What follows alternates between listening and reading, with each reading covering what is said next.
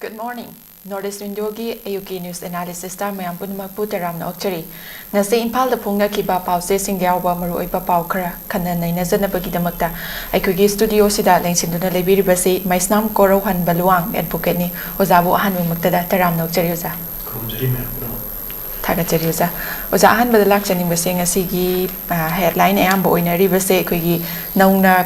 khalaba Chief Minister 𝐍𝐄𝐿 Delhi da thungkre chatkre haiba pausini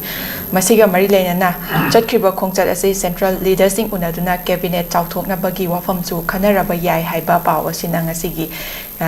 pauche ayambagi headline oiri haiba tare oza khongchat ase kamaini yengbe oza gi opinion da kari wafam di thambini oza masi mahausa haiduni tajida ko koina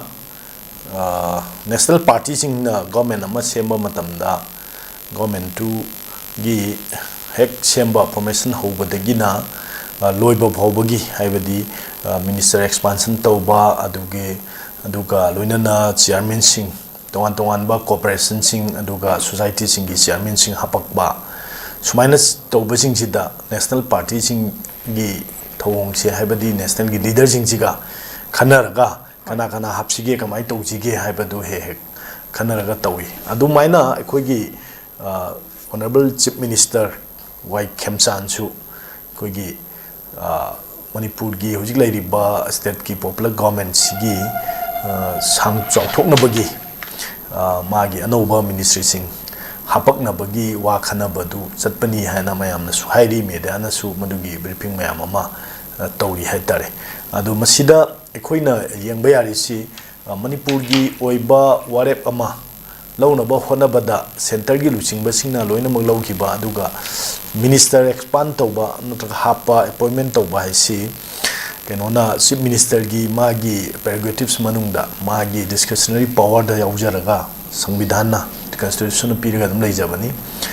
माना सिumba मियोय सिंग से एगी ministerial colleague ता यावल बिरो हाइना list some सेमगा governor पिसंग दउनी अरा governor मदु Vasak लौरगा कोइगी assembly da moisi wasak lawrakana da minister ohenbani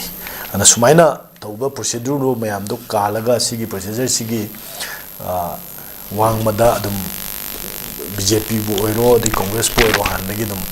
watana ga dum tauba tani do adi yanaraga formality du di dum kaida nam torokani aya han bagi aya bamma lawrok padumadi adum kenona koigi center na dum ware ची लौरगा दम थबक ओइना तौरकनी हैना आई सुमाइ सामनिंगी अदुगा लोइना हौजिक लैरिबा मणिपुर गी तंगलु लैतादब फिबम सिदा अखोइना करमबा मियोइसिंगबु अखोइगी canoe ओइना minister ओइना हपकदगी हाइबदुमदी यामना चौबा वहंग अमा मयामना सुदुम हंगनरी अदा कांगलुप खुदिंगमकिसु मागी कांगलुप की ओइबा से खुदम ओइना मैतै पांगन जिंगिसु कोई मोई मिहुत अमा मिनिस्ट्रियल बार्टी यौहन बिहु हाइबसे मसी अमरम चाबा अमनी सिमसु अदुम सोइदना अदुम खनरकद्रा हना खली अदु लोइनना लेमहौरिबा कांगलुप अतैगिसु अद मसीदा कांगलुप की बेस ओइबा कांगलुप ता बेस ओइबा अदुम मखलगी कैनो अमा कोइगी मिनिस्ट्रियल बार्ड अमा ओहिनबदुदी सुमदे मदुदी अनकन्स्टिट्यूशनल ओइबा पोट अमनी खुदमोइना अखोइना उजि कारेइबा MLA सिंग सी मागी constituency दगी कारक मंगाक्तनी मदुदा एनी community दा बेस तौबा मखलगी constituency अम्बो सेमदे तारमीबा मागी केनोदा demarcation तरोगा मागी एरिया दा सेमीबा मफमसिंग हाइरिबा सेमीबा दुसिंग दु खितंग फजना साइगी composition दु यामना कांगलुप लोइनमग यावी कांगलुप लोइना यावबनिना मधु कांगलुप मयाम दु लोइनमग याहुनबा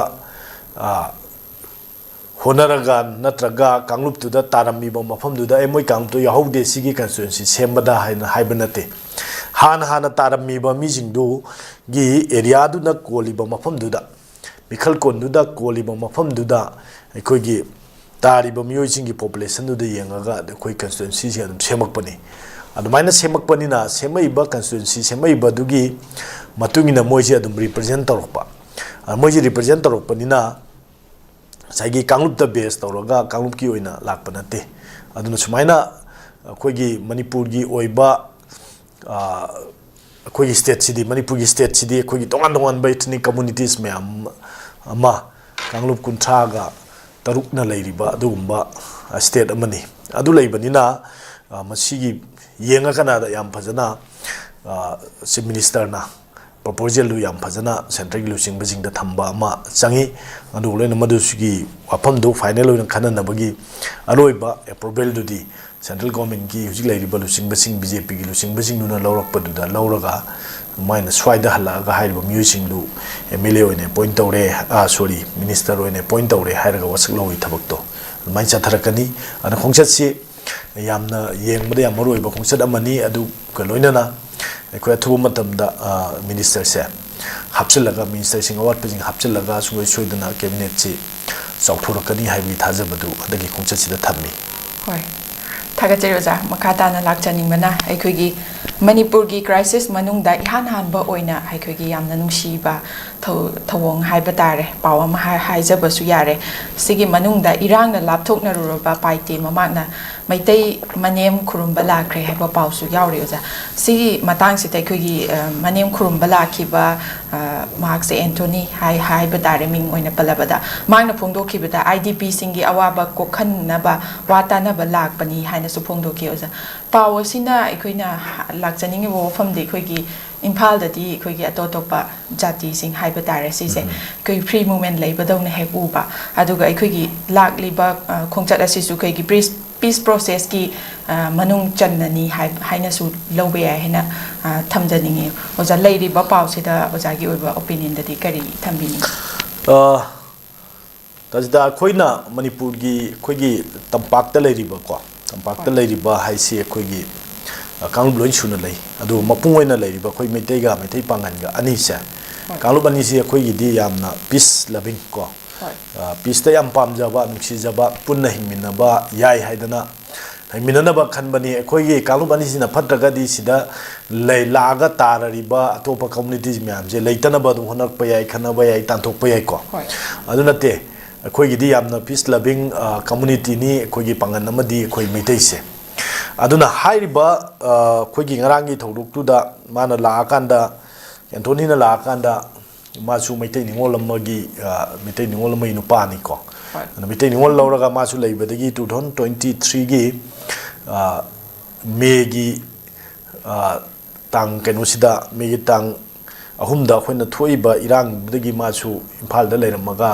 ꯂꯩꯕ ꯌꯥꯗꯗꯅ ꯃꯥꯒꯤ ꯅꯨꯄꯤ ꯑꯉꯥꯡ ꯄꯨꯔꯒ ꯗꯦꯜꯂꯤꯗ ꯂꯩꯔꯨꯕꯒꯤ ꯋꯥꯐꯝ ꯑꯃ ꯂꯩꯔꯤ ꯑꯗꯨꯃꯥꯏꯅ ꯂꯩꯔꯨꯔꯀꯥꯟꯗ ꯃꯥꯅ ꯌꯥꯝ ꯁꯥꯡꯅ ꯃꯇꯝ ꯆꯍꯤ 3ꯃꯨꯛꯀꯤ ꯃꯅꯥꯛ ꯆꯍꯤ 3ꯃꯨꯛ ꯌꯧꯁꯤꯜꯂꯛꯄꯁꯤꯗ ꯂꯥꯛꯑꯀꯥꯟꯗ ꯑꯩꯈꯣꯏꯒꯤ ꯇꯝꯄꯥꯛꯇ ꯂꯥꯛꯑꯒ ꯃꯅꯦꯝꯄꯣꯛ ꯈꯨꯔꯨꯝꯗꯅ ꯌꯥꯝꯅ ꯍꯥꯏꯗꯤ ꯏꯃꯣꯁꯅꯦꯜ ꯑꯣꯏꯕ ꯀꯣ ꯑꯩꯈꯣꯏꯗꯁꯨ ꯑꯗꯨꯝ ꯐꯥꯎꯏ ꯑꯗꯨꯅ ꯑꯩꯈꯣꯏꯅ ꯐꯠꯇꯕ ꯀꯝꯃꯨꯅꯤꯇꯤ ꯑꯃ ꯑꯣꯏꯇꯥꯔꯒꯗꯤ ꯃꯥ ꯂꯥꯛꯄ ꯃꯇꯝꯗ ꯃꯦꯗꯤꯌꯥꯗꯒ ꯇꯧꯗꯅ ꯃꯥ ꯕ꯭ꯔꯤꯐꯤꯡ ꯄꯤꯗꯅ ꯄ꯭ꯔꯦꯁ ꯃꯤꯠꯀ ꯇꯧꯔꯤꯅꯤ ꯑꯁꯤ ꯐꯥꯔꯒ ꯐꯨꯕ ꯆꯩꯕ ꯇꯧꯕ ꯌꯥꯏꯅ ꯑꯗꯨ ꯇꯧꯗꯦ ꯑꯗꯨꯕꯨ ꯃꯁꯤ ꯋꯥꯈꯜꯁꯤ ꯈꯔ ꯈꯟꯕ ꯍꯥꯏꯇꯥꯔꯦ ꯑꯩꯈꯣꯏꯅ ꯄꯤꯁꯐꯨꯜꯂꯤ ꯑꯩꯈꯣꯏꯗ ꯍꯥꯔꯃꯣꯅꯤꯌꯁꯂꯤ ꯑꯩꯈꯣꯏ ꯍꯤꯡꯃꯤꯟꯅꯅꯕꯒꯤ ꯋꯥꯈꯜꯂꯣꯟꯗ ꯂꯩꯕ ꯑꯩꯈꯣꯏꯒꯤ ꯀꯝꯃꯨꯅꯤꯇꯤꯅꯤ ꯍꯥꯏꯕꯁꯦ ꯃꯁꯤꯅ ꯌꯥꯝ ꯆꯥꯎꯕ ꯈꯨꯗꯝ ꯑꯃ ꯑꯣꯏꯅ ꯂꯩꯔꯀꯥꯟꯗ ꯑꯩꯈꯣꯏꯒꯤ ꯃꯩꯇꯩꯁꯤꯡꯅ ꯑꯇꯣꯞꯄ ꯀꯝꯃꯨꯅꯤꯇꯤꯁꯤꯡ ꯀꯨꯀꯤꯕꯨ ꯑꯣꯏꯁꯅꯨ ꯄꯥꯏꯇꯦ ꯑꯣꯏꯁꯅꯨ ꯃꯥꯔ ꯑꯣꯏꯁꯅꯨ ꯊꯥꯗꯧ ꯑꯣꯏꯁꯅꯨ ꯍꯧꯖꯤꯛ ꯂꯣꯏꯅ ꯂꯥꯛꯑꯒ ꯏꯝꯐꯥꯜꯗ ꯂꯩꯕꯗ ꯌꯥꯏ ꯍꯥꯏꯕꯁꯦ ꯌꯥꯔꯦ ꯂꯥꯛꯑꯣ ꯂꯩꯃꯤꯟꯅꯁꯤ ꯍꯥꯏꯕꯁꯦ ꯑꯩꯈꯣꯏ ꯃꯩꯇꯩꯅ ꯍꯥꯏꯔꯒ ꯑꯗꯨꯝ ꯂꯥꯛꯄꯅꯤ ꯑꯗꯣ 1992ꯒꯤ ꯃꯇꯝꯗ ꯑꯩꯈꯣꯏꯒꯤ ꯀꯨꯀꯤ ꯑꯃꯗꯤ ꯅꯥꯒꯥꯒꯤ ꯌꯥꯝꯅ ꯊꯣꯛꯈꯤꯕ ꯏꯔꯥꯡ ꯑꯗꯨꯗꯁꯨ ꯃꯩꯇꯩꯅ ꯑꯆꯧꯕ ꯊꯧꯗꯥꯡ ꯑꯃ ꯂꯧꯔꯀꯥꯟꯗ ꯀꯥꯡꯂꯨꯞ ꯃꯁꯦꯟ ꯈꯠꯅꯕ ꯌꯥꯗꯦ ꯍꯥꯏꯕꯗꯨꯒꯤ ꯊꯧꯗꯥꯡꯗꯣ ꯂꯧꯔꯀꯥꯟꯗ ꯑꯗꯨꯝ ꯇꯧꯔ ꯂꯥꯛꯈꯤ ꯑꯗꯨꯃꯥꯏꯅ ꯇꯧꯗꯅ ꯉꯔꯥꯡꯒꯤꯗꯨꯗ ꯑꯦꯟꯊꯣꯅꯤꯅ ꯂꯥꯛꯑꯀꯥꯟꯗ ꯏꯝꯐꯥꯜꯗ ꯂꯥꯛꯄꯗ ꯃꯥꯒꯤ ꯁꯤꯡꯖꯃꯩꯗ ꯂꯩꯕ ꯃꯅꯦꯝꯄꯣꯛ ꯈꯨꯔꯨꯝꯗꯅ ꯈꯣꯠꯇꯅ ꯃꯥꯒꯤ ꯑꯗꯒꯤ ꯃꯦꯗꯤꯌꯥ ꯃꯌꯥꯝꯗ ꯃꯥ ꯕ꯭ꯔꯤꯐꯤꯡ ꯄꯤꯗꯅ IDPꯁꯤꯡꯒꯤ ꯑꯋꯥꯕꯁꯤꯡꯒꯤ ꯃꯥꯌꯣꯛꯅꯕ ꯃꯥ ꯆꯨꯔꯆꯥꯟꯄꯨꯔꯗ ꯆꯠꯀꯅꯤ ꯑꯩꯈꯣꯏ ꯄꯨꯟꯅ ꯍꯤꯡꯃꯤꯟꯅꯅꯕ ꯍꯥꯟꯅꯒꯤ ꯄꯨꯟꯅ ꯂꯩꯃꯤꯟꯅꯅꯕꯒꯤ ꯃꯑꯣꯡꯗꯨꯗ ꯑꯩꯈꯣꯏ ꯂꯩꯒꯗꯕꯅꯤ ꯍꯥꯏꯕꯒꯤ ꯃꯦꯁꯦꯖꯀ ꯄꯤꯔꯝꯕꯁꯤ ꯌꯥꯝ ꯐꯩ ꯑꯗꯨꯅ ꯑꯩꯈꯣꯏ ꯄꯨꯟꯅ ꯍꯤꯡꯃꯤꯟꯅꯕ ꯍꯥꯏꯕꯁꯦ ꯃꯁꯤꯒꯤ ꯋꯥꯈꯜꯂꯣꯟꯁꯤꯗ ꯂꯩꯕ ꯅꯠꯇ꯭ꯔꯒꯗꯤ ꯀꯥꯡꯂꯨꯞ ꯌꯥꯝꯅ ꯂꯩꯔꯤꯕ ꯑꯩꯈꯣꯏꯒꯤ ꯃꯅꯤꯄꯨꯔꯁꯤꯗ ꯑꯩꯈꯣꯏꯒꯤ ꯀꯥꯡꯂꯨꯞ ꯃꯁꯦꯟꯒꯤ ꯋꯥꯈꯜꯂꯣꯟ ꯁꯥꯒꯠꯅꯔꯒꯗꯤ ꯑꯩꯈꯣꯏ ꯇꯪꯗꯨ ꯂꯩꯇꯥꯕ ꯄꯨꯟꯁꯤ ꯑꯗꯨ ꯑꯣꯏꯔꯣꯏ ꯑꯗꯨꯅ ꯑꯁꯨꯛ ꯌꯥꯝꯅ ꯃꯤꯍꯥꯟ ꯃꯤꯄꯨꯟ ꯃꯤꯁꯤ ꯃꯤꯅꯥ ꯊꯣꯛꯈ꯭ꯔꯕ ꯑꯗꯩ ꯔꯤꯁꯦꯟꯠꯂꯤ ꯔꯤꯁꯤꯀꯥꯟꯇ ꯀꯧꯕ ꯑꯉꯥꯡ ꯑꯃꯁꯨ ꯆꯨꯔꯆꯥꯟꯄꯨꯔꯗ ꯆꯪꯉꯒ ꯍꯥꯠꯈ꯭ꯔꯕꯅꯤ ꯑꯗꯨꯐꯥꯎꯕ ꯍꯥꯠꯂ ꯐꯥꯎꯕꯗ ꯑꯩꯈꯣꯏꯒꯤ ꯇꯝꯄꯥꯛꯇ ꯂꯥꯛꯑꯒ ꯂꯩꯔꯤꯕ ꯆꯪꯉꯛꯏꯕ ꯆꯠꯂꯤꯕ ꯑꯩꯈꯣꯏꯒꯤ ꯐ꯭ꯔꯤ ꯃꯨꯚꯃꯦꯟ ꯇꯧꯔꯤꯕ ꯃꯌꯥꯝꯁꯦ ꯉꯁꯤ ꯐꯥꯎꯕꯗ ꯃꯩꯇꯩꯅ ꯀꯔꯤꯒꯨꯝꯕ ꯃꯈꯜꯒꯤ ꯑꯊꯤꯡꯕ ꯑꯝꯇ ꯄꯤꯗꯗꯅ ꯂꯥꯛꯏ ꯃꯁꯤꯅ ꯇꯥꯛꯏꯕꯁꯤ ꯌꯥꯝ ꯆꯥꯎꯅ ꯃꯩꯇꯩꯅ ꯄꯨꯟꯅ ꯍꯤꯡꯃꯤꯟꯅꯕ ꯅꯨꯡꯁꯤ ꯆꯥꯟꯅꯅ ꯂꯩꯕ ꯑꯗꯨꯒ ꯌꯥꯔꯒꯗꯤ ꯑꯩꯈꯣꯏ ꯃꯩꯇꯩꯁꯤꯡꯅ ꯉꯥꯛꯄꯤꯕ ꯍꯥꯏꯕꯁꯦ ꯃꯁꯤꯒꯤ ꯊꯕꯛꯁꯦ ꯌꯥꯝ ꯐꯖꯅ ꯇꯧꯔꯤ ꯍꯥꯏꯕꯁꯦ ꯁ꯭ꯋꯥꯏꯁꯤꯗ ꯕꯤꯡ ꯑꯦ ꯃꯩꯇꯩ ꯆꯥꯎꯊꯣꯛꯆꯕ ꯐꯥꯎꯏ ꯑꯗ ꯃꯥꯅ ꯄꯨꯔꯛꯏꯕ ꯃꯦꯁꯦꯖꯁꯤꯅꯁꯨ ꯃꯌꯥꯝꯗ ꯁꯟꯗꯣꯛꯇꯅ ꯑꯗꯨꯒ ꯃꯄꯨꯡ ꯑꯣꯏꯅ ꯀꯝꯃꯨꯅꯤꯇꯤ ꯀꯧꯀꯤ ꯀꯝꯃꯨꯅꯤꯇꯤꯗꯁꯨ ꯁꯨꯃꯥꯏꯅ ꯋꯥꯈꯜ ꯇꯥꯔꯒ ꯑꯩꯈꯣꯏ ꯍꯥꯟꯅ ꯁꯨꯅꯕꯒꯤ ꯊꯕꯛꯁꯦ ꯇꯣꯛꯄ ꯍꯥꯏꯕꯁꯦ ꯌꯥꯝꯅ ꯐꯩ ꯃꯗꯣꯝꯗ ꯄꯤꯁꯐꯨꯜꯂꯤ ꯆꯪꯃꯤꯟꯅꯁꯦ ꯍꯥꯏꯕ ꯋꯥꯐꯝꯗꯨꯗ ꯑꯩ ꯁꯨꯃꯥꯏꯅ ꯊꯝꯖꯒꯦ ꯍꯣꯏ ꯊꯥꯒꯠꯆꯔꯤ ꯑꯣꯖꯥ ꯑꯗꯨꯒ ꯑꯩꯈꯣꯏꯒꯤ ꯂꯩꯕꯥꯛ ꯑꯁꯤꯒꯤ ꯂꯣ ꯀꯥꯏꯅ ꯉꯝꯈꯩ ꯂꯥꯟꯁꯤꯜꯂꯛꯂꯤꯕ ꯃꯤꯇꯣꯞꯁꯤꯡ ꯏꯂꯦꯛꯇꯣꯔꯦꯜ ꯔꯣꯜꯗꯒꯤ ꯂꯧꯊꯣꯛꯄꯗ ꯅꯠꯇꯅ ꯂꯥꯛꯀꯗꯧꯔꯤꯕ ꯆꯍꯤ 5 ꯑꯁꯤꯒꯤ ꯃꯅꯨꯡꯗ ꯂꯩꯕꯥꯛ ꯑꯁꯤꯗꯒꯤ ꯇꯥꯟꯊꯣꯛꯂꯒꯅꯤ ꯍꯥꯏꯅ ꯌꯨꯅꯤꯌꯟ ꯍꯣꯝ ꯃꯤꯅꯤꯁꯇꯔ ꯑꯃꯤꯠ ꯁꯥꯍꯅ ꯐꯣꯡꯗꯣꯛꯄ ꯄꯥꯎ ꯑꯃ ꯌꯥꯎꯔꯦ ꯑꯣꯖꯥ ꯄꯥꯎꯁꯤꯒ ꯃꯔꯤ ꯂꯩꯅꯅ ꯑꯩꯈꯣꯏꯒꯤ ꯂꯩꯕꯥꯛ ꯑꯁꯤꯗ ꯑꯥꯏꯟ ꯀꯥꯏꯅ ꯆꯪꯉꯛꯄꯒꯤ ꯃꯤꯑꯣꯏꯁꯤꯡꯗ ꯇꯣꯉꯥꯟ ꯇꯣꯉꯥꯟꯕ ꯑꯦꯛꯁꯟꯅꯆꯤꯡꯕ ꯇꯣꯉꯥꯟ ꯇꯣꯉꯥꯟꯕ ꯊꯕꯛ ꯂꯧꯈꯠꯀꯅꯤ ꯍꯥꯏꯕꯒꯤ ꯃꯇꯥꯡꯗ ꯃꯃꯥꯡꯗꯁꯨ ꯋꯥꯐꯝ ꯀꯌꯥ ꯑꯃ ꯊꯝꯕꯤꯈ꯭ꯔꯦ ꯍꯟꯗꯛꯁꯨ ꯁꯨꯃꯥꯏꯅ ꯂꯥꯛꯄꯁꯤꯗ ꯑꯣꯖꯥꯒꯤ ꯑꯣꯏꯕ ꯑꯣꯄꯤꯅꯤꯌꯟꯗ ꯋꯥꯐꯝꯗ ꯀꯔꯤꯗꯤ ꯊꯝꯕꯤꯅꯤꯡꯉꯤ ꯑꯃꯤꯠ ꯁꯥꯍꯁꯤ ꯌꯥꯝꯅ ꯁꯤꯒꯤ ꯌꯥꯝ ꯀꯟꯁꯔꯟ ꯑꯣꯏꯕ ꯁꯤꯒꯤ ꯏꯁꯨꯁꯤꯗ ꯌꯥꯝꯅ ꯀꯟꯁꯔꯟ ꯑꯣꯏꯕꯗꯧꯅꯗꯤ ꯇꯧꯏ ꯑꯗꯣ ꯑꯁꯥꯝꯒꯤ ꯑꯣꯏꯕ ꯋꯥꯐꯝ ꯃꯌꯥꯝ ꯑꯃ ꯍꯥꯏꯈ꯭ꯔꯦ ꯑꯗꯒꯤ ꯃꯅꯤꯄꯨꯔꯒꯤ ꯑꯣꯏꯕ ꯋꯥꯐꯝꯗꯁꯨ ꯈꯔ ꯍꯥꯏꯈꯤꯕ ꯂꯩꯔꯦ ꯇꯧꯕꯗꯗꯤ ꯊꯕꯛ ꯑꯣꯏꯅ ꯐꯖꯅ ꯑꯣꯟꯊꯣꯛꯅꯕ ꯍꯣꯠꯅꯕꯒꯤ ꯁꯤꯒꯤ ꯏꯝꯄ꯭ꯂꯤꯃꯦꯟꯇꯦꯁꯟꯒꯤ ꯄꯥꯔꯠꯁꯦ ꯃꯁ꯭ꯋꯥꯏꯗꯗꯤ ꯈꯔ ꯑꯗꯨꯝ ꯑꯍꯣꯕꯁꯤ ꯃꯌꯥꯝ ꯂꯩꯕ ꯍꯥꯏꯇꯥꯔꯦ ꯈꯨꯗꯝ ꯑꯣꯏꯅ ꯃꯅꯤꯄꯨꯔꯗ ꯆꯪꯁꯤꯜꯂꯒ ꯂꯩꯔꯤꯕ ꯑꯗꯩ ꯑꯁꯥꯝꯗ ꯆꯪꯁꯤꯜꯂꯛꯏꯁꯦ ꯑꯁꯥꯝꯒꯤ ꯂꯋꯥꯔ ꯑꯁꯥꯝꯁꯤ ꯑꯩꯈꯣꯏꯒꯤ ꯃꯤꯇꯣꯞ ꯃꯌꯥꯝ ꯑꯃꯗ ꯆꯪꯁꯤꯜꯂꯒ ꯕꯔꯥꯛ ꯚꯦꯂꯤꯒꯤ ꯂꯩꯔꯤꯕ ꯃꯐꯝꯁꯤꯡꯁꯤ ꯑꯩꯈꯣꯏꯒꯤ ꯃꯤꯇꯣꯞꯁꯤꯡ ꯐꯣꯔꯦꯅꯔ ꯃꯌꯥꯝ ꯆꯪꯉ ꯍꯧꯖꯤꯛ ꯃꯣꯏꯅ ꯃꯦꯖꯣꯔꯤꯇꯤꯒ ꯑꯣꯏꯈꯠꯈ꯭ꯔꯕꯅꯤ ꯁꯤꯃ ꯂꯩꯔꯦ ꯑꯗꯒꯤ NRCꯁꯤ ꯑꯁꯥꯝꯒꯤ ꯏꯁꯨꯁꯤꯒꯤ ꯏꯔꯥꯡꯁꯤꯅ ꯑꯁꯥꯝꯗ ꯌꯥꯝꯅ ꯆꯥꯎꯕ ꯁꯥꯊꯤꯕ ꯃꯈꯜꯒꯤ ꯏꯂꯤꯒꯦꯜ ꯏꯟꯐ꯭ꯂꯛꯁ ꯃꯌꯥꯝ ꯑꯃ ꯆꯪꯁꯤꯜꯂꯛꯇꯅ ꯑꯗꯨꯒ ꯏꯂꯤꯒꯦꯜ ꯏꯃꯤꯒ꯭ꯔꯦꯟꯁ ꯃꯌꯥꯝꯁꯤꯅ ꯑꯁꯥꯝꯒꯤ ꯑꯣꯏꯕ ꯍꯥꯟꯅꯒꯤ ꯗꯦꯃꯣꯒ꯭ꯔꯥꯐꯤꯛ ꯕꯦꯂꯦꯟꯁꯇꯨ ꯊꯨꯒꯥꯏꯔꯒ ꯑꯦꯝꯕꯦꯂꯦꯟꯁ ꯑꯣꯏꯕ ꯊꯣꯛꯍꯟꯈ꯭ꯔꯕ ꯃꯇꯨꯡꯗ ꯑꯁꯥꯝꯗ ꯏꯍꯧꯁꯦ ꯂꯥꯛꯄꯗꯒꯤ ꯁꯤꯒꯤ NRC ꯆꯠꯅꯒꯗꯕꯅꯤ ꯍꯥꯏꯕ ꯋꯥꯐꯝꯁꯦ ꯂꯥꯛꯈ꯭ꯔꯦ ꯑꯗꯒꯤ ꯑꯁꯥꯝ ꯑꯦꯀꯣꯔꯗ ꯂꯥꯛꯈ꯭ꯔꯦ ꯑꯗ ꯁꯨꯃꯥꯏꯅ ꯂꯥꯛꯄꯗꯒꯤ ꯁꯤꯒꯤ NRCꯁꯤ ꯆꯠꯅꯅꯕ ꯍꯣꯠꯅꯕꯗ ꯑꯩꯈꯣꯏꯒꯤ ꯊꯕꯛ ꯇꯧꯕ ꯃꯇꯝꯗ NRCꯒꯤ ꯃꯤꯇꯣꯞ ꯈꯟꯗꯣꯛꯅꯕꯒꯤ ꯊꯕꯛ ꯇꯧꯕꯗ ꯑꯁꯣꯏꯕ ꯃꯌꯥꯝ ꯑꯃ ꯊꯦꯡꯅꯗꯅ ꯍꯧꯖꯤꯛꯐꯥꯎ ꯂꯣꯏꯁꯤꯟꯕ ꯉꯝꯗ ꯂꯩꯔꯤꯕ ꯑꯁꯥꯝꯒꯤꯁꯦ ꯈꯨꯗꯝ ꯑꯣꯏꯅ ꯏꯟꯗꯤꯖꯤꯅꯁ ꯄꯤꯄꯜ ꯃꯌꯥꯝ ꯂꯩꯔꯤꯕ ꯑꯩꯈꯣꯏꯒꯤ ꯑꯁꯥꯝꯗ ꯃꯤꯇꯣꯞꯅꯤ ꯍꯥꯏꯅ ꯈꯟꯗꯣꯛꯄꯗ ꯏꯟꯗꯤꯖꯤꯅꯁ ꯄꯤꯄꯜ ꯃꯌꯥꯝ ꯑꯃ ꯌꯥꯎꯔꯦ ꯍꯥꯏꯕꯒꯤ ꯄꯥꯎ ꯑꯃ ꯃꯃꯥꯡꯗ ꯂꯩꯈꯤꯑꯕ ꯑꯗ ꯍꯥꯏꯗꯤ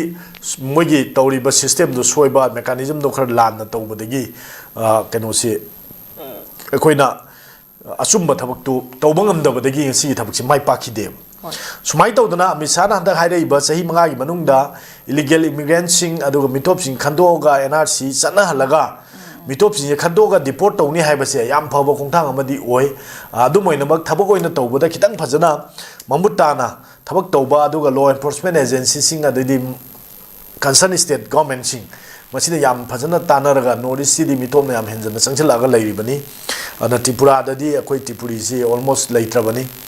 ꯁꯨꯃꯥꯏꯅ ꯇꯧꯗꯅ ꯃꯤꯇꯣꯞꯁꯤ ꯆꯪꯁꯤꯜꯂꯛꯄ ꯃꯌꯥꯝꯁꯦ ꯈꯟꯗꯣꯛꯑꯒ ꯐꯖꯅ ꯃꯐꯝ ꯆꯥꯅ ꯊꯝꯃꯒ ꯃꯗꯨ ꯐꯖꯅ ꯑꯥꯏꯗꯦꯟꯇꯤꯐꯥꯏ ꯇꯧꯔꯒ ꯗꯤꯄꯣꯔꯠ ꯇꯧꯒꯗꯕꯅꯤ ꯑꯗꯨ ꯅꯠꯇ꯭ꯔꯒꯗꯤ ꯆꯤꯟꯅ ꯍꯥꯏꯕꯅ ꯌꯥꯔꯣꯏ NRC ꯑꯁꯥꯝꯗ ꯐꯦꯜ ꯑꯣꯏꯗꯅ ꯍꯧꯖꯤꯛ ꯐꯨꯜꯂꯤ ꯏꯝꯄ꯭ꯂꯤꯃꯦꯟ ꯇꯧꯕ ꯉꯝꯗꯅ ꯂꯩ ꯑꯗꯨꯒ ꯂꯣꯏꯅꯅ ꯃꯅꯤꯄꯨꯔꯗꯁꯨ ꯆꯞ ꯃꯥꯟꯅꯅ ꯃꯤꯇꯣꯞ ꯃꯌꯥꯝ ꯆꯪꯁꯤꯜꯂ ꯂꯩ ꯁꯤ ꯃꯌꯥꯝꯁꯤ ꯌꯦꯡꯉꯀꯥꯟꯗ ꯊꯕꯛ ꯑꯣꯏꯅ ꯄꯥꯏꯈꯠꯄ ꯆꯤꯟ ꯈꯛꯇꯅ ꯍꯥꯏꯕ ꯅꯠꯇꯕ ꯊꯕꯛ ꯑꯣꯏꯅ ꯐꯖꯅ ꯄꯥꯏꯈꯠꯂꯒ ꯑꯩꯈꯣꯏꯒꯤ ꯃꯌꯥꯝꯒꯤ ꯑꯋꯥꯕ ꯃꯌꯥꯝꯁꯦ ꯀꯣꯟꯅꯕ ꯍꯣꯠꯅꯕꯒꯤ ꯇꯉꯥꯏ ꯐꯗꯕꯗꯨ ꯂꯩꯌꯦꯅ ꯑꯩ ꯁꯨꯃꯥꯏꯅ ꯊꯝꯖꯒꯦ ꯊꯥꯒꯠꯆꯔꯤ ꯑꯣꯖꯥ ꯑꯗꯨꯒ ꯑꯩꯈꯣꯏ ꯅꯍꯥꯔꯣꯜ ꯊꯧꯗꯥꯡ ꯄꯥꯎꯆꯦꯒꯤ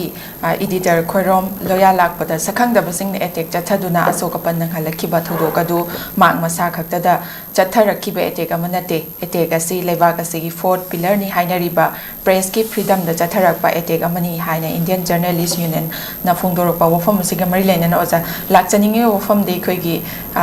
ꯑꯦꯇꯦꯛ ꯇꯧꯔꯛꯄ ꯑꯁꯤ ꯐ꯭रीडꯝ ꯑꯣꯐ ꯄ꯭रेꯁꯇ ꯑꯦꯇꯦꯛ ꯇꯧꯔꯛꯄꯅꯤ ꯍꯥꯏꯕ ꯋꯥꯐꯝꯗꯨꯅꯤ ꯑꯣꯖꯥꯒꯤ ꯑꯣꯏꯕ ꯋꯥꯐꯝꯗꯗꯤ ꯀꯔꯤ ꯊꯝꯕꯤꯅꯤꯡꯉꯤ ꯑꯣꯖꯥ ꯌꯥꯝ ꯆꯨꯝꯃꯤ ꯑꯩꯈꯣꯏꯒꯤ ꯗꯦꯃꯣꯀ꯭ꯔꯦꯁꯤ ꯆꯠꯄ ꯑꯗꯨꯒꯨꯝꯕ ꯂꯩꯕꯥꯛ ꯑꯃꯗꯗꯤ ꯃꯦꯗꯤꯌꯥꯁꯦ 4th ꯄꯤꯂꯔꯅꯤ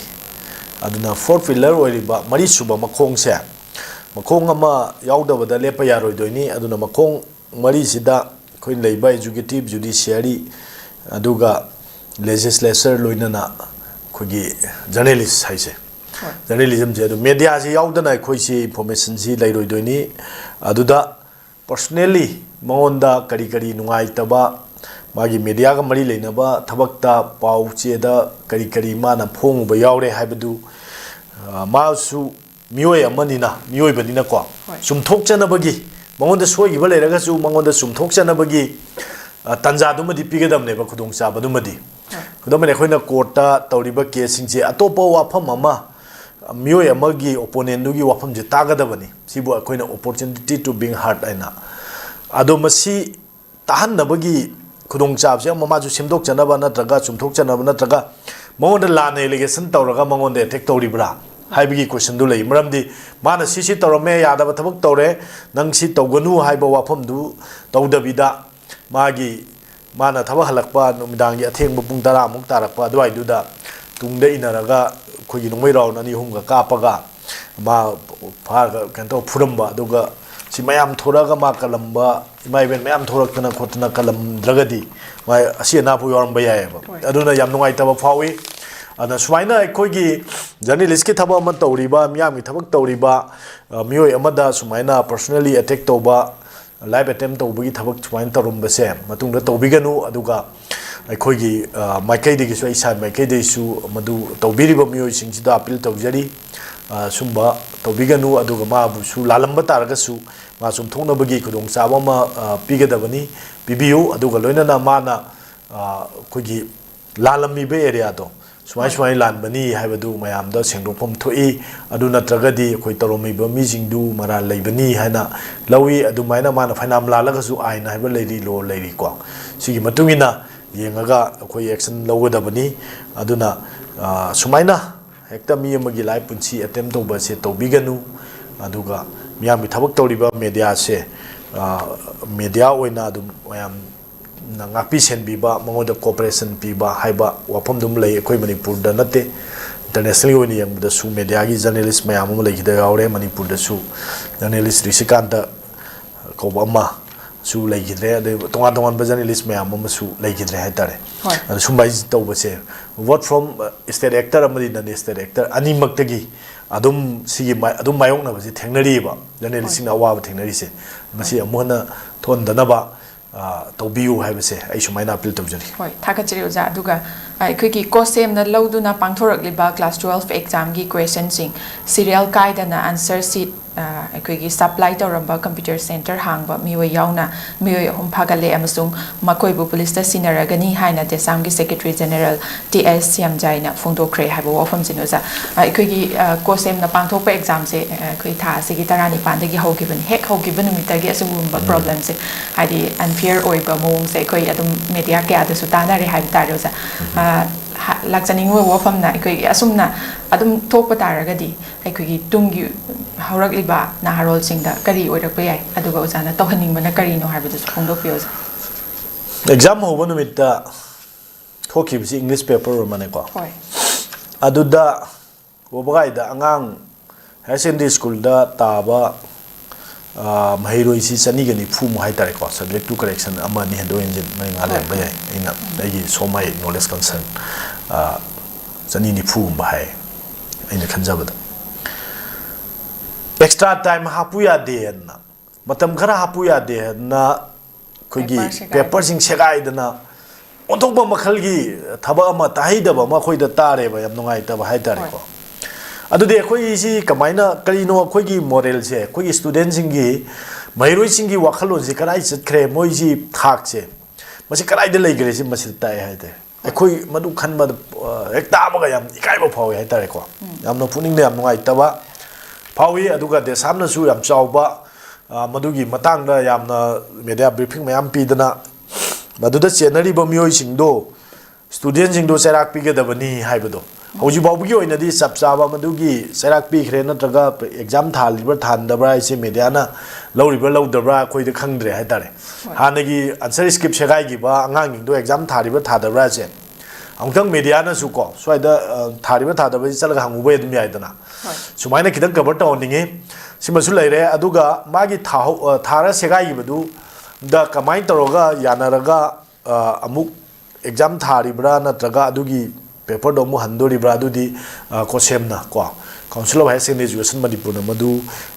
तौजरसिनु लेप्चरसिनु मोई कोई मदुगी डिसिप्लिनरी कमिटी की se inquiry committee gum ma sema kholaga madu thijin bagi wafam ama tawraga phajana madu tawam thoe sima lere adugi mathangda mu unfair means ki unfair practice si kamai to geda school jingsina school loina ma ki wafam nate ko some school khara khone sum thena jab de school khara si kamai to geda laik tambi do bo matam dana angang jing je laik phajana tambi da ba aduga changyeng matam dana angang jing laga hain iroidra haidana pakhatana oja jing mama ampa jing manaraga sen ga ji khairaga answer is kano si question paper si nganna phangbaga hek aduga answer si sem na de mukta khogi ji haiduni computer gi system ga tawga ata serial kaidana question answer ga answer ga du sem ga pire haibagi wafam ma lai si am nungai ta ba tare khoi si akhoi da angang haida like tammi si tungi aphawa myo ema oina na ba du tinjang kai jang da ba society si gi citizen mo oirang na bagi future gi pillar ni mo se na lairiba semma do basida oja jingjina haktheng na involve to ba yaubagi matang ama leiki ado nga hadaki simadi oja jingna te computer center na tawbani ko ana masi yamna oja na tawbagi mamang da khogi phadana khotana yam leigre college su leigre higher secondary da leigre sumain lei ado masi mba thabak singje sungdong thonning de haitare khogi mai keidagi aduna sahi ani supna tammiba sahi ama supna tammiba class 12 ki mahiroi jingina sahi ama parak pada khaihauda khangauda jingdu mana honari bagi sang adu khangna bagi damakta akhona sangyenga na ko examination ji pangthoi ne adu eragadi manang haijabi gi thakta manang ngamjabi thakta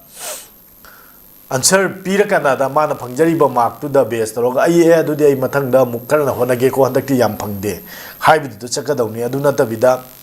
koina mapan gi supply to salai handar di angang no mathang da exam do thabadu da laik paw ya roi ba ngang chi suana adu laik pa dra ba ngang sing mathau masak khangdana rakhra angang ji na certificate ama pairaga makhogi certificate tu no kaidung na duino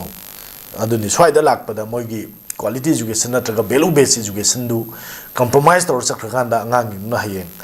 oigada ba magi life ki career da kari haina moisi to godoino haibudu yamna aikoina mama ampa moina yeng da khoyam nuaite ana isa jingna sumaina khalakpa adagi doinana khogi an fair practice toraga khogi sem tane na khalai ba computer center sing tawriba kholiba mayam se maji phar ka sab sana excel da bani aduga ek masu pass tor leira bani manipur gi 2014 da sorry 24 da or mani ko subject to correction ai hapet ka re unfair minsin naraga exam thari ba jingchigi masi mathakta ojabu oiro chenaram ba miyo jingdu khogi non available oiba arrest ko bel pibe adaba arrest to ba digi saitara dei ta dana punishment piba aduga life imprisonment bo pibe aba with fine bo ba palang manga phobugi fine bo bo lohon ba ya bagi ek pass to re manipur da aduna hairiba prevention of ko unfair practice in the examination of ISSLC and class 12 ko hairiba ani sida yam hena masi state government na thawai yawno honaraga masi gi law se phajana implement tawba masi enforce tawbam changi aduga sida senari jingje chap chana serak bihaningi aduga matungda su sumba thabakse amhona tawdanaba adu mama pa oi bijingna sigi unfair means ki thabakta ko encourage tawgumsi puning thogot kumsi afaba ngang semsi ojangaina su angang jingda kogi sumba makhalgi thabakse tawdanaba aikoina pautak pisi aduna magyam phangmana kaisu kanabana te haitare phajana hairiba khardo mayek sing hairaga magi punsigi pandamdo dum yongna chatpada thoidong kaide kogi se khudamoina kogi MCS thariba adagi IAS exam UPSC exam mayam tawriba MPSC exam jingje sigi keno akangnaba leite haitare mark se third division pass torsu dum thabiyari badum aduna duda eta am keno tawna kaisu mathau leite phajana khangi khardo chumna khangaga like tamaga makong sengna ngang ngai se maina gai tomina se swai thamja hoi thagache oja loisalakpada ekhigi IDP singi site gi phongdor pa wa phom khatang haujikta hausikti anau balengak semlabanina irang su khara nemtharak labina relief camp ta changjafam lawhalakliba aikhoibo athuba matamda isagi yumda hanjal hanbiro haiba wafam sine oza lakchaninge wafam de hoji phawda leiriba aikhoge idp singi status se kamaina yengbe ai aduga idp singi damakta hoji ki oina oza na tawhaning se kari le haiba do aloi boina oza phongdok pyo oza mamang da su idp gi su se khoi dum khanra lai aduga idp sing se hoji yamwana lai adu wana lei bai bo matik wana lei khoin satsaru kan yeng adu matik phibam cha de ba lei se adu maina lei ri ba moi si khoigi moi gi wakhal da phawri ba khoina phawri ba nungai tab je khoi dei sumna uru bagi experience tu gaktani haktheng nang na thengna raga lei ba mo khoigi awa ba da kamai leiram ga de ge hai si khalu ba da khoi yam nungai te adu na uji ki government na ma gi mayum da hanjalan gani idp sing je hai bagi se chap chaba thabak si tawba ma paikhat pa ma change ado paikhat ba thabak sida koina mapung oina tawhan ba tawba ya basi khoi kanglup ani wari sanaba sai baite anthony lak pagi wari leiri ko ado sumaina lak pada kaimta thing ba pi da tar de moi laga dai akhoi mi chalaga leiru da kai kai sigi conducive ba environment ma sembam change han bada madu wari sanaba adi exchange of talks ko mayam ama debate tawduna madu khana duna discussion tawduna koi kamai tawjige koi hana langi ko ki mayam jo forgive and forgetness adom na sangjala kanda koi pune minar ei hingi dongni haibagi idea manipur gi concept tu da moi ju puna lan ba ko tongan ba community gi perspective na tawa koi apun ba manipur gi sumaina apun ba du de yang minar kanda du malai ba machange wai saba number 2 lam hen to hen malai riba wari sana bada yadana leigriba kano jingje khulai pai bijingje masina muk phajana lo leiri haibje khangalaga phadana pundana moi disam to bum sange sima ani subu khongthang da ahum subu khongthang da idp singi mayum je kamai chalaga leiru do no ji mi loi mai tharo khre adagi ayum do loi takhai raga so jampur gi khumuja ma mai tele kai ga du khoi gi football playground semdo khre hai ni aduda kamai lei doino adoi tardi government na madu chalaga nangi lamda hana lei ba pata si government record loi lei banga tani hai nu yengaga moi gi yum du sabi na bi thorang ma tawbam change ba halan ba koi moi changdring heta wari sana na moi gi infrastructure mayam yum leina na ba shelter sing du sa khotana sem bagi thabak se hoji baw ma tawu de ba simale re adu go loina na ekoi